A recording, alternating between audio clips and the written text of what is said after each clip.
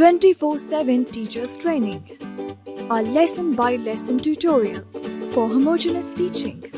We are an EdTech textbook publishers.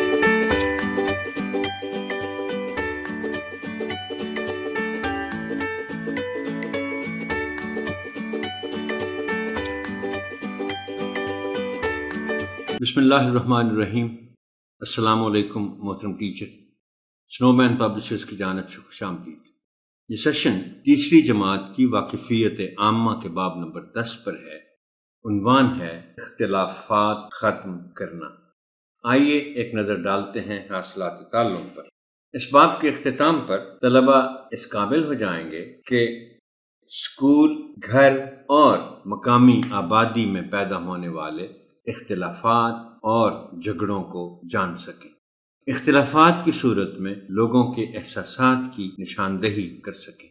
दोस्तों और ख़ानदान के अफराद के साथ इख्तिलाफात की वजूहात की निशानदही कर सकें।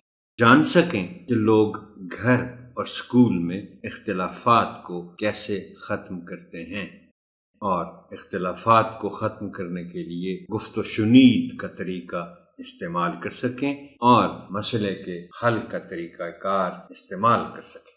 बच्चों को बाप की उन्वान तक ले जाने के लिए और उनकी किताबें खुलवाने से पहले आप एक मौजू तमहीद उठाएंगे, बाप के उन्वान का ऐलान करेंगे और फिर किताबें खुलवाएंगे। तमहीद उठाने के लिए दर्ज झैल निकात पेश हैं, ताहम ये हर्फ आखिर नहीं है। बेहतर से बेहतर तमहीद के लिए आपकी फ़िक्री जुस्तजू जारी रहनी चाहिए। बच्चों से दर्ज झैल सवालात पूछें। क्या आप अपने हम जमातों से नाराज़ भी हो जाते हैं? यकीनन इसका जवाब हाँ में आएगा, क्योंकि नाराज़ भी हो जाते हैं।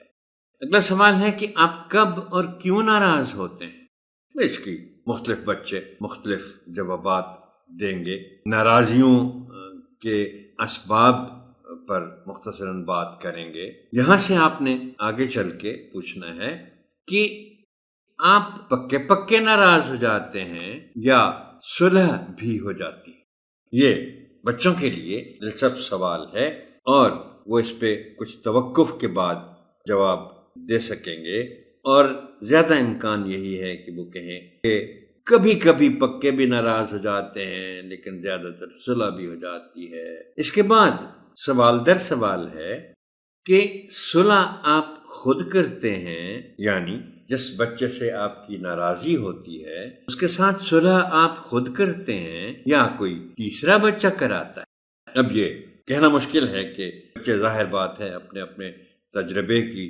बुनियाद पर जवाब देंगे। बच्चों को बताएं कि इख्तिलाफात हो जाते हैं मगर उन्हें ख़त्म कर देना चाहिए।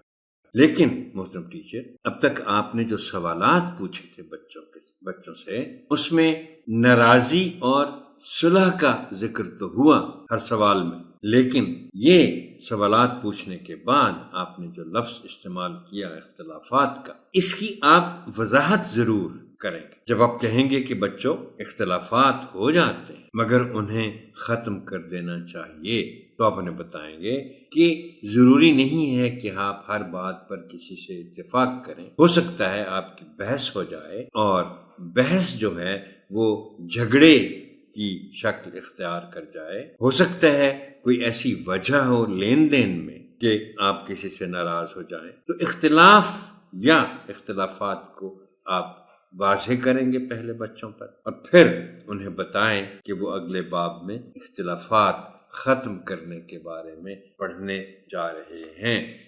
लेकिन इसके साथ फिर आपको ये भी बताना होगा कि इख्तिलाफ तो हो जाते हैं मगर उन्हें हमेशा के लिए तो हम जारी नहीं रख सकते, सुलह तो करनी पड़ती है। बच्चों को इस बाब के दर्ज झैल मशमूलात से आगाह करें।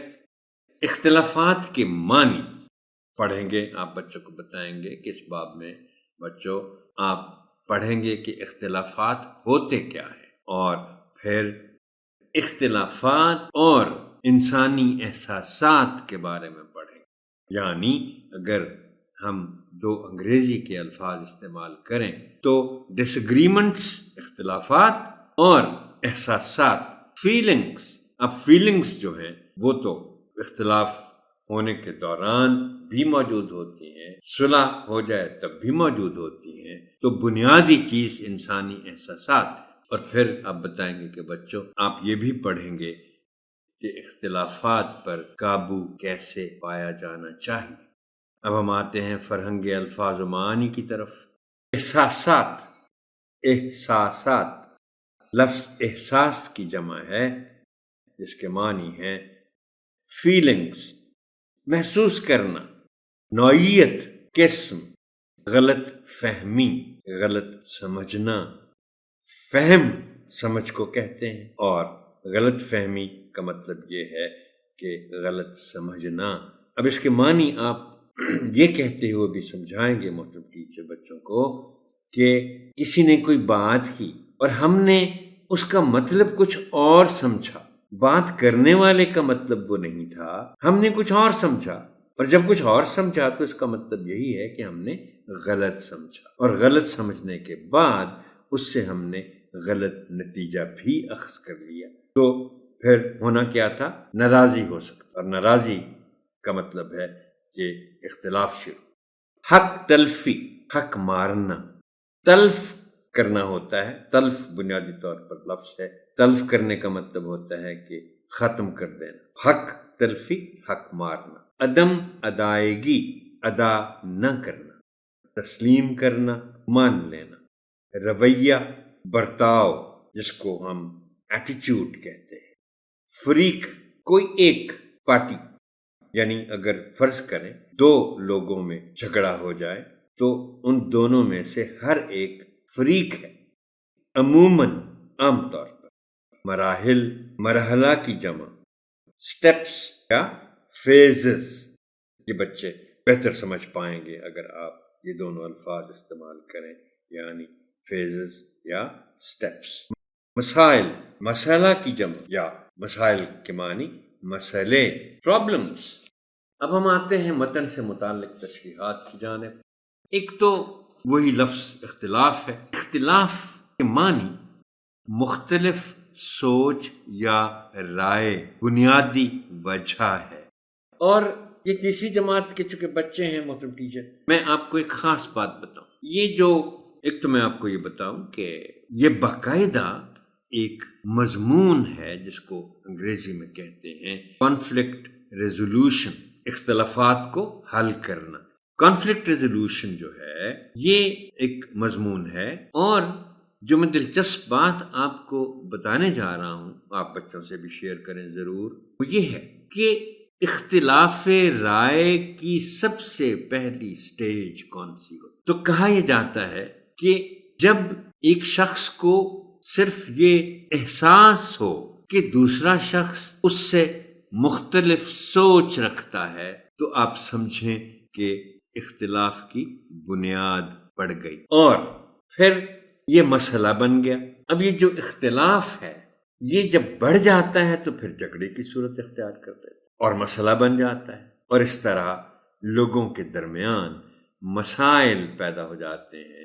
ایک مسئلہ نہیں رہتا، لیکن پرامن معاشرے کا تقاضا ہے، بچوں کو بتائیے کہ مسائل کو حل کرنا چاہیے۔ اب اس متن میں مسائل کو حل کرنے کے 4 مراحل ہیں۔ یہ مختصراً میں آپ سے شیئر کر لیتا ہوں آپ تاکہ بچوں کو بتا سکیں، بہت مختصر، اس لیے کہ یہ بہت وسیع مضمون ہے۔ کانفلکٹ ریزولوشن، مسائل کو حل کرنا، جھگڑے کو حل کرنا، اختلافات کو حل کرنا۔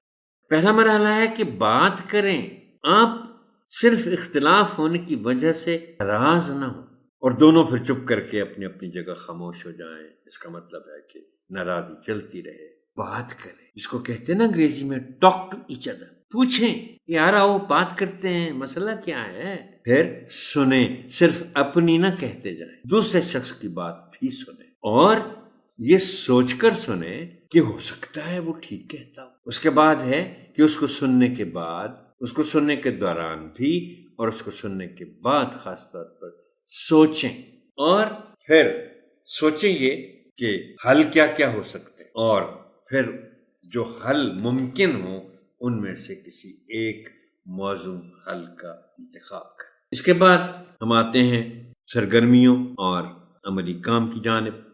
پہلی سرگرمی ہے صفحہ نمبر 81 پر، اس کا حاصل تعلم ہے نمبر 1۔ یہ ہے کہ ذیل میں چند یہ بالکل صفحہ نمبر 81 کے بالکل اوپر شروع میں سرگرمی دی ہوئی ہے، ذیل میں چند ایسے اختلافات کے بارے میں بتائیں جو آپ کے محلے داروں، بہن بھائیوں اور دوستوں کے درمیان پیدا ہوئے ہوں۔ آپ بچوں کی حوصلہ افزائی کریں، رضاکار بچوں کو اپنے اختلافات بیان کرنے کے لیے بلائیں، یعنی جو بچے ہاتھ کھڑا کریں کہ ہم بتانا چاہیں گے، جو والنٹیئر کریں، اپنے آپ کو پیش کریں خود، اس لیے اس کو رضاکار بچے کہا گیا ہے۔ اور ان کو سننے کے بعد آپ خود اختلافات سے بچنے اور ان پر قابو پانے کی تلقین کریں۔ اس کے بعد ہے ذرا سوچیں کے تحت سرگرمی، یہ صفحہ نمبر 83 پر، جس کا حاصل تعلم ہے نمبر 3۔ آپ کے زیادہ تر اختلافات کن وجوہات کی بنا پر ہوتے ہیں کہ موضوع پر متفقہ غور و فکر یعنی برین سٹارمنگ کرائیں۔ مطلب بچے سب اپنی طرف سے اختلافات کی وجوہات پر بات کریں گے، پھر آپ اس کو شارٹ لسٹ کر کے یعنی ایک فہرست وجوہات کی بورڈ پر لکھیں، جیسے کہ یہاں لکھا ہوا ہے کہ وجوہات کا خلاصہ بورڈ پر تحریر کریں اور اختلافات سے بچنے اور انہیں حل کرنے پر زور دیں۔ محترم ٹیچر، یہ سیشن یہاں تک ہی، آپ کی سماعت کا شکریہ۔ اللہ حافظ و ناصر۔